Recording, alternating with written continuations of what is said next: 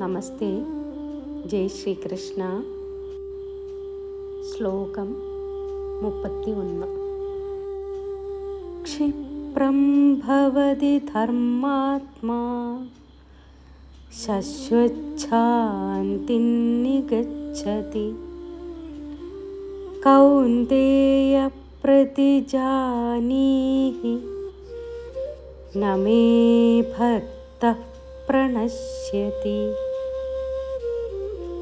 അവൻ വളരെ വേഗത്തിൽ ധാർമ്മികനായി തീരുകയും സ്ഥിരമായ ശാന്തി പ്രാപിക്കുകയും ചെയ്യും. ഹേ അർജുന, എൻ്റെ ഭക്തന് ഒരു കാലത്തും നാശമില്ല എന്ന് നീ ഉറപ്പിച്ചുകൊള്ളൂ.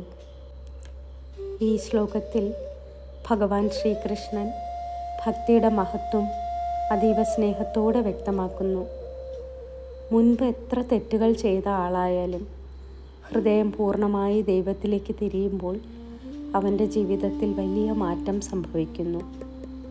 ദൈവഭക്തി മനുഷ്യനെ അകത്തുനിന്ന് ശുദ്ധീകരിക്കുന്നു.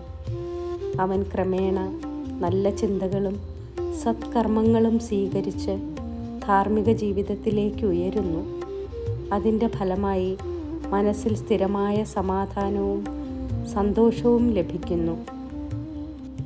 നമേ ഭക്ത പ്രണശ്യതി എന്ന വാക്കുകൾ ഏറ്റവും ആശ്വാസകരമായ വാഗ്ദാനങ്ങളിലൊന്നാണ്. ദൈവത്തിൽ ആത്മാർത്ഥമായി അഭയം പ്രാപിക്കുന്ന ഒരാളെയും ഭഗവാൻ കൈവിടുകയില്ല.